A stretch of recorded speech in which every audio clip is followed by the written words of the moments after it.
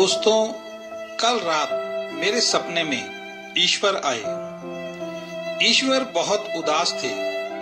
मैंने उनसे पूछा, आप इतना उदास क्यों हो?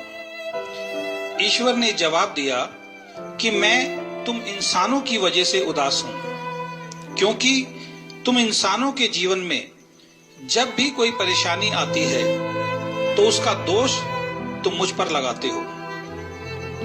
मैंने ईश्वर से कहा, इसमें गलत क्या है?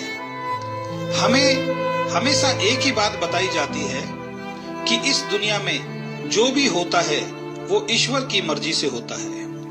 पत्ता भी बगैर आपकी इच्छा से नहीं हिलता। इस बात से ये पता चलता है कि इंसान के जीवन में अगर कोई भी घटना या दुर्घटना घटती है उसमें आपकी ही इच्छा होती है। ये बात सुनकर ईश्वर थोड़ा सा मुस्कुराए और उन्होंने मुझसे कुछ सवाल पूछे। ईश्वर ने मुझसे पूछा, एक व्यक्ति रोज शराब पीता है, कई साल लगातार शराब पीने से उसका लीवर खराब हो गया है। सच बोलना, उसके लीवर को खराब करने में मेरा क्या हाथ है? मैंने तो उसको इस दुनिया में एक स्वस्थ लीवर के साथ भेजा था। एक व्यक्ति के ऊपर बहुत सारा कर्जा है, वो भी मुझे दोष देता है कि मैंने उसकी किस्मत बेकार बनाई है जिससे उस पर कर्जा हो गया, जबकि मैंने जब उसे दुनिया में भेजा था उस पर कोई कर्जा नहीं था। एक व्यक्ति बहुत गरीब है, एक साधारण सी नौकरी करता है, लेकिन उस नौकरी को छोड़ने को तैयार नहीं है। इसका मतलब उसे जो उस नौकरी से मिल रहा है उससे ज्यादा पाने का वो प्रयास नहीं करता और मुझे ही दोष देता है, मैंने उसको गरीब बनाया है। जब सास और बहू की आपस में नहीं बनती तो वो भी कहती है कि कैसी बहू भगवान ने हमें दी है। जबकि मैं उनसे पूछना चाहता हूँ कि बहू देखने जब वो गए थे तो क्या मुझे साथ लेकर गए थे? तो फिर मुझे दोष क्यों देते हैं? जब पति पत्नी की आपस में नहीं बनती तो वो भी यही कहते हैं, भगवान ने कैसी जोड़ी बनाई है, जबकि इसमें मेरा कोई हाथ नहीं है। ये सब उन दो परिवारों के लोगों की या लड़के लड़की की आपसी पसंद से हुआ है। किसी को बिजनेस में बहुत बड़ा नुकसान हो गया, वो भी यही कहता है, ये सब मैंने करवाया है, जबकि जिन गलतियों की वजह से नुकसान हुआ है वो मैंने नहीं, उसने खुद ही की है। ऐसे बहुत सारे उदाहरण जिसमें आप मुझे दोषी ठहराते हो।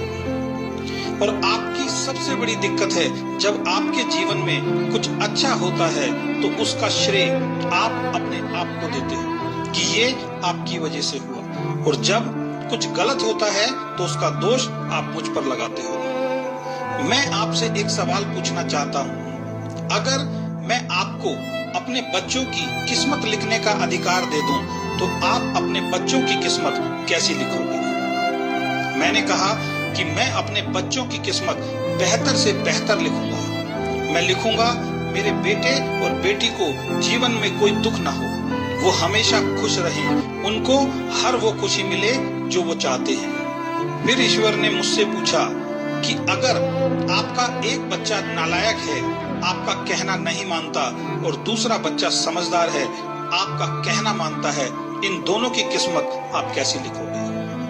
मैंने कहा कि दोनों बच्चे मेरे हैं, मैं नालायक और समझदार दोनों की किस्मत एक जैसी और अच्छी लिखूंगा। ईश्वर थोड़ा हंसे और मुझसे बोले, मैं कौन हूँ? आप सभी मुझे परमपिता परमेश्वर कहते हो, इसका मतलब आप सभी मेरी संतान हो।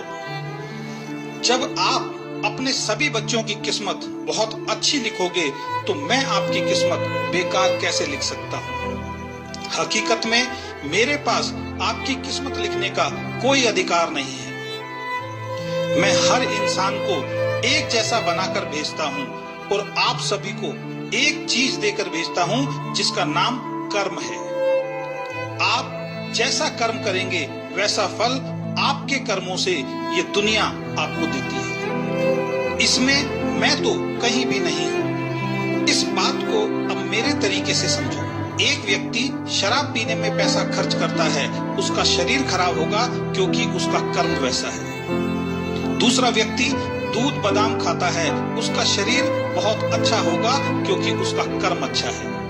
एक विद्यार्थी परीक्षा में फेल होता है क्योंकि वो अच्छी तरह से पढ़ाई नहीं करता। दूसरा विद्यार्थी परीक्षा में टॉप करता है क्योंकि उसका कर्म अच्छा है, वो पढ़ाई बहुत अच्छी तरीके से करता है। एक व्यक्ति गरीब घर में पैदा होने के बाद भी अपनी मेहनत से करोड़ों रुपए की संपत्ति बनाता है, ये उसका कर्म है। दूसरा व्यक्ति बना बनाया सब कुछ खत्म कर देता है, ये उसका कर्म है। एक परिवार में सब साथ रहते हैं, स्वर्ग जैसा जीवन जीते हैं, बहुत प्यार है, ये उनका कर्म है। दूसरे परिवार में साथ रहना नर्क जैसा लगता है, ये उनका कर्म है। इन बातों से मैं आपको सिर्फ इतना कहना चाहता हूं कि आज अगर आप सुखी हैं तो आप अपने कर्मों की वजह से हैं, और आज अगर आप दुखी हैं तो आप अपने कर्मों की वजह से हैं। और ये कर्म करने की ताकत अंतिम सांस तक आपके साथ रहेगी।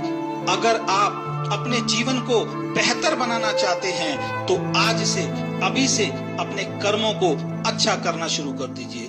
आपका जीवन अच्छा होना शुरू हो जाएगा। ये बात बोलकर ईश्वर मेरे सामने से गायब हो गए, मेरी आंखें खुल गई।